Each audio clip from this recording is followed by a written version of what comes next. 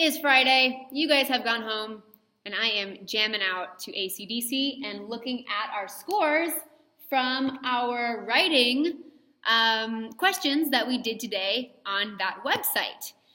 So I noticed that all of us were really struggling with our commas, actually. And I think you guys almost have this. I think you're so close. So I thought I would record a little video, send it home to you so that you guys can get it. So let's practice real quick, all right? Here we go. We're looking at zoop, or commas. Now, there's several ways that we use commas in English, and one is for the date, right? So we do this every day in ELL class. We got our date over here. Thank you, Daniela. And we've got Friday, and after Friday, we put a zoop. And then February 9, and we put it after the 9 so that we can separate what happens after that, which is another number, but it's the year, right? So a comma goes here, and a comma goes here in the date. You guys know that, and you did pretty well on that. But there are other ways that we use commas also. Another easy way that I think you guys know already is when there is a list of 3 or more items, right? So I like apples, oranges, and bananas. There's all kinds of things wrong with that.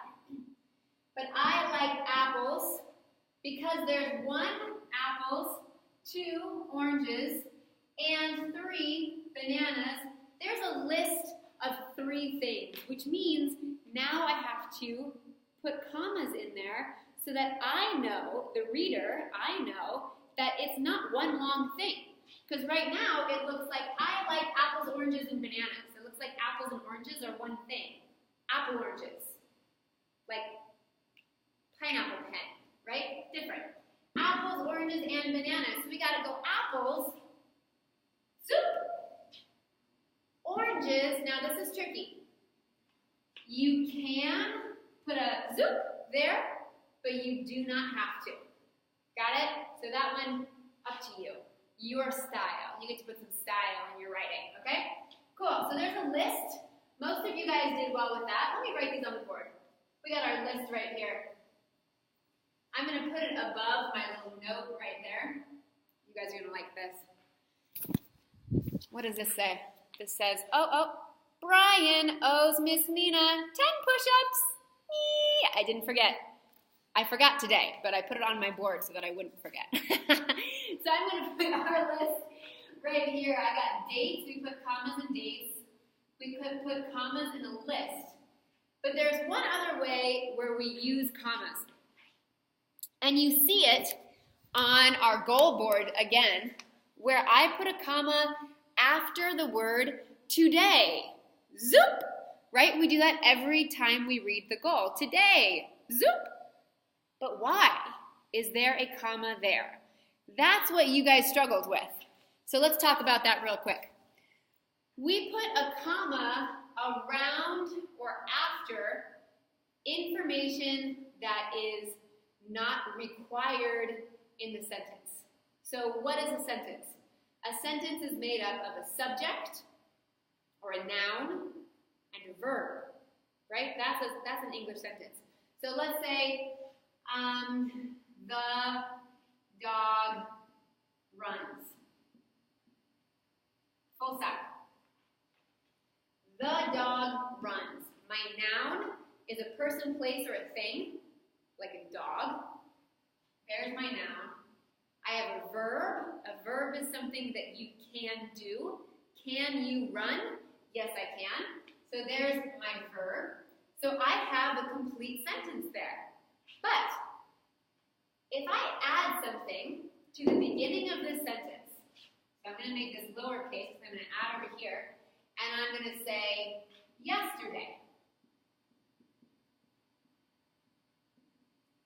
The dog, now I got to change runs, I got to change runs to past tense, which becomes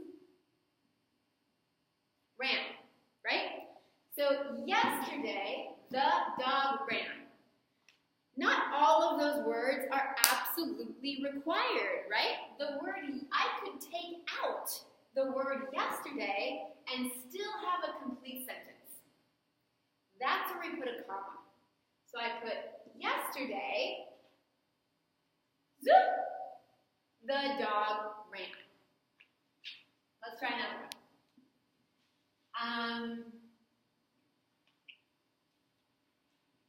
In Miss Nina's class,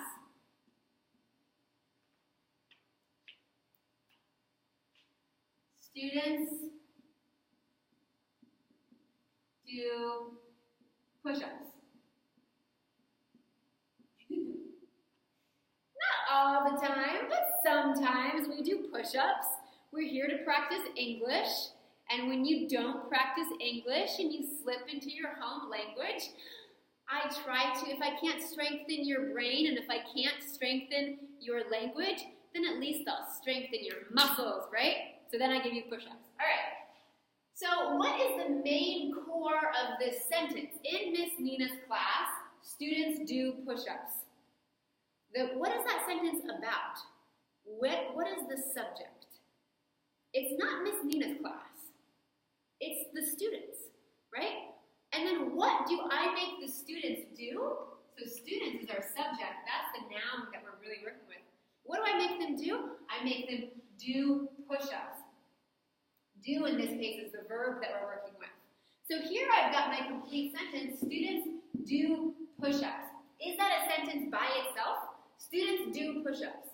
Yes, it is, because I have a subject and a verb and a full stop, right?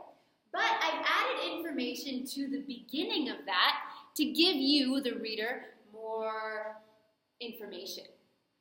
I said, in Miss Nina's class. That's extra information, though. So that's where I'm going to put the zoop. Now you'll notice when you read a sentence like this, readers will pause when there should be a comma. So in this sentence, listen to the way I read it. It says, in Miss Nina's class, students do push-ups. Full stop, right? If you can hear it, in Miss Nina's class, students do push-ups. Full stop, right? That time when you hear the beat, that's where a comma goes. It's not as strong as a full stop. I cannot put in Miss Nina's class, full stop. In Miss Nina's class, what? What happens? What happens? We don't know, right? That's not a sentence. In Miss Nina's class, zoop, students do push-ups. There's the full stop. That's what you need to know about commas so we can get better at it. This weekend or this week, we're going to practice commas. You can practice commas on that website, noredink.com. And I've got the link for you in the email that I sent to your parents. Have a great weekend, guys. Bye.